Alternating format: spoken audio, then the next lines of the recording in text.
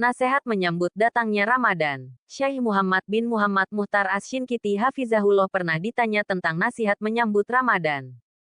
Wahai Syekh, dengan amalan apa Anda menasehati saya dalam menyambut datangnya musim ketaatan?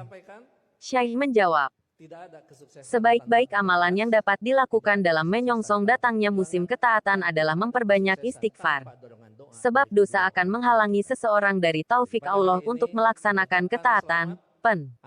Kemudian beliau melanjutkan, tidaklah hati seorang hamba selalu beristighfar melainkan ia akan disucikan. Bila ia lemah, maka akan dikuatkan. Bila ia sakit, maka akan disembuhkan. Bila ia diuji, maka ujian itu akan diangkat darinya. Bila ia kalut, maka akan diberi petunjuk. Dan bila ia galau, maka akan diberi ketenangan. Istighfar merupakan benteng pengaman yang tersisa untuk kita, dari azab Allah sepeninggal Rasulullah Shallallahu Alaihi Wasallam.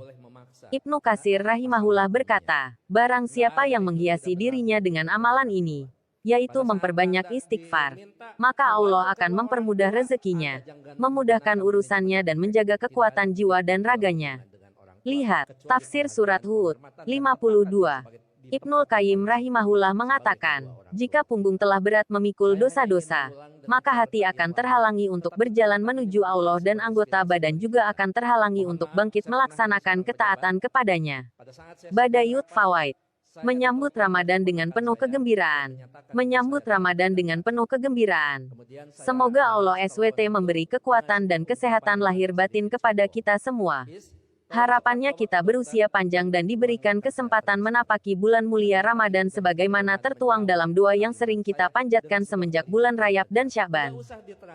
Artinya, ya Allah, berkahilah kami pada bulan Rajab dan bulan Sya'ban dan pertemukanlah kami dengan bulan Ramadan.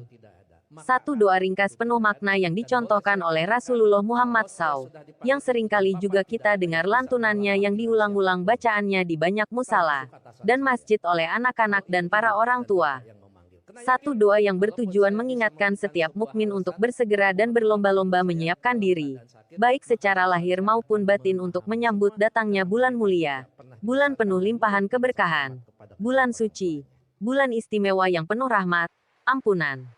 Bulan yang menjadi wasilah kita bisa terhindar dari siksaan api neraka, yaitu bulan Ramadan. Selanjutnya, apa yang harus dan perlu disiapkan dalam menyambut bulan suci Ramadan ini sehingga aktivitas ibadah di dalamnya dapat kita tunaikan dengan maksimal. Setidaknya ada dua hal yang perlu kita siapkan dalam menyambut dan memaksimalkan keistimewaan bulan Ramadan, yakni persiapan lahir dan batin, fisik dan mental, material dan imaterial. Allah SWT berfirman dalam Al-Quran Surat Al-Baqarah 183. Artinya, hai orang-orang yang beriman, diwajibkan atas kamu berpuasa sebagaimana diwajibkan atas orang-orang sebelum kamu agar kamu bertakwa. Ayat ini menegaskan dan mengingatkan kepada setiap pribadi hamba Allah yang mukmin muslim untuk menunaikan kewajiban ibadah di bulan suci Ramadan. Sebuah kewajiban yang juga telah diwajibkan kepada umat-umat terdahulu, sebelum Nabi Muhammad SAW, yakni ibadah puasa. Kewajiban untuk menahan diri, tidak makan dan minum serta menghindari segala sesuatu yang sekiranya dapat membatalkan puasa sebagaimana tuntunan syariat. Oleh karenanya, perlu persiapan lahiriah agar tubuh dapat beradaptasi dengan baik secara bertahap, yakni dengan tutorial latih diri untuk berpuasa di bulan-bulan sebelumnya, seperti bulan Rajab dan Sya'ban. Rasulullah SAW telah memberikan contohkan dan kita sebagai umatnya patut untuk meneladaninya sebagaimana termaktub dalam hadis yang diriwayatkan oleh Imam Bukhari dan Muslim. Artinya, dari Aisyah R.A., ia menuturkan, Rasulullah SAW biasa mengerjakan puasa, sehingga kami berpendapat bahwa beliau tidak pernah tidak berpuasa, dan beliau biasa tidak berpuasa, sehingga kami berpendapat bahwa beliau tidak pernah berpuasa. Akan tetapi aku tidak pernah melihat Rasulullah SAW berpuasa sebulan penuh, kecuali pada bulan Ramadan. Dan aku tidak pernah melihat beliau lebih banyak berpuasa daripada puasa di bulan Sya'ban. Selain persiapan lahiriah, penting juga untuk melakukan persiapan batiniah dalam menyambut datangnya bulan suci Ramadan. Dan persiapan awal yang pantas dan bisa dilakukan adalah dengan menanamkan kegembiraan dalam hati, rasa dan pikiran. Sebab secara psikologis, Perasaan dan pikiran gembira saat menyambut sesuatu akan menumbuhkan motif, dorongan dan perasaan kecintaan dalam melakukan sesuatu.